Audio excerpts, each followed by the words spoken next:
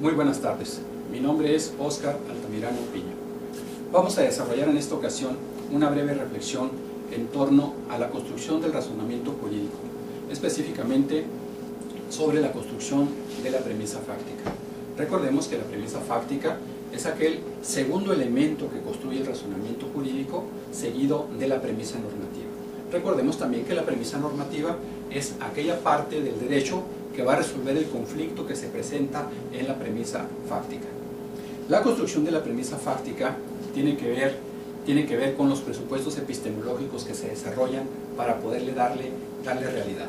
Una premisa fáctica se va a construir a partir de enunciados que hacen referencia a hechos del pasado.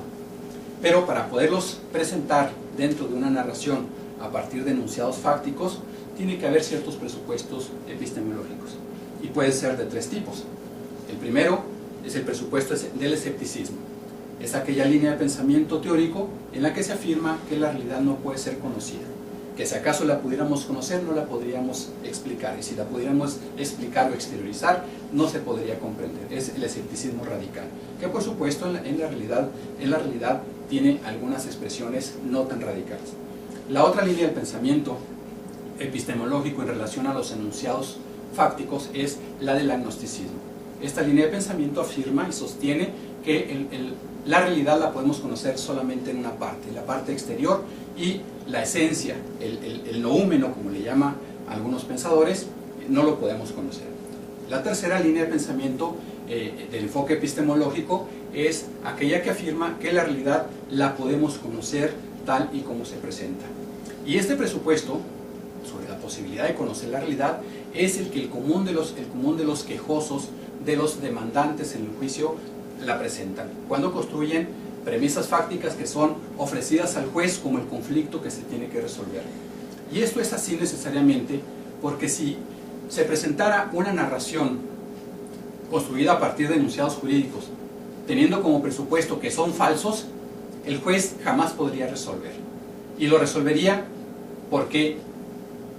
equivocadamente porque aquellos hechos no podrían de ninguna manera subsumirse en la norma que puede resolver el caso.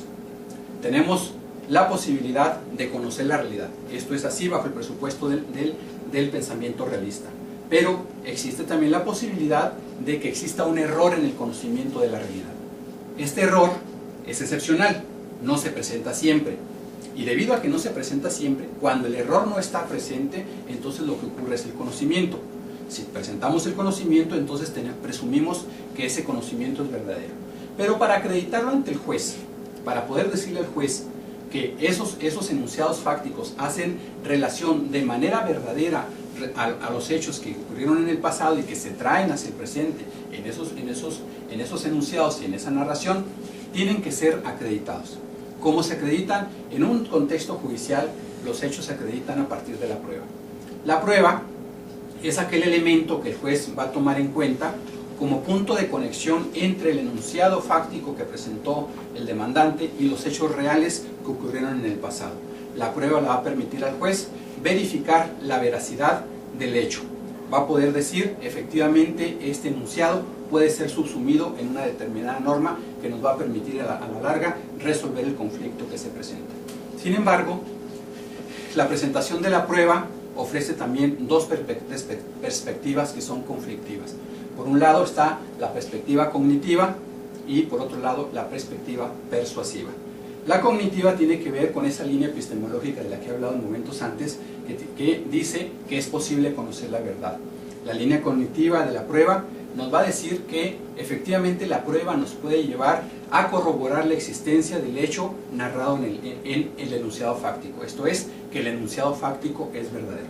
En cambio, la línea persuasiva no va a tener relevancia el que el enunciado fáctico sea verdadero o no. Simplemente va a considerar que el enunciado fáctico y la prueba que se aduce en el juicio son elementos suficientes para persuadir o convencer al juez de la pertinencia de una cierta postura o de una cierta petición que se hace en el escrito de demanda o en la contestación de la demanda. La línea persuasiva acerca de la prueba nos dice que lo relevante es tener elementos para convencer al juez.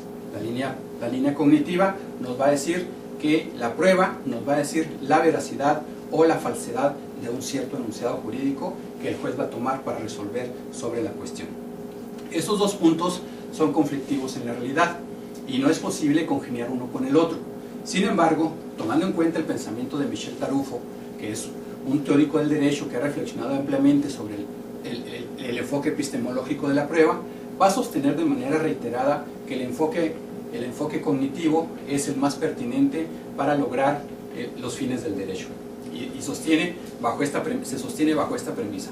Un juez no va a poder resolver una situación jurídica si los hechos son falsos. Básicamente porque los hechos no se van a poder subsumir en la hipótesis que aparece en la premisa normativa.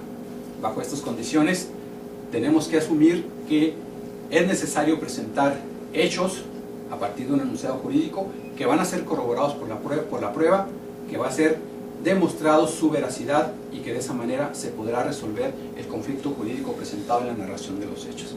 Esperamos que estos elementos de reflexión sean suficientes para que iniciemos una reflexión más amplia y más profunda sobre el enfoque epistemológico de la prueba.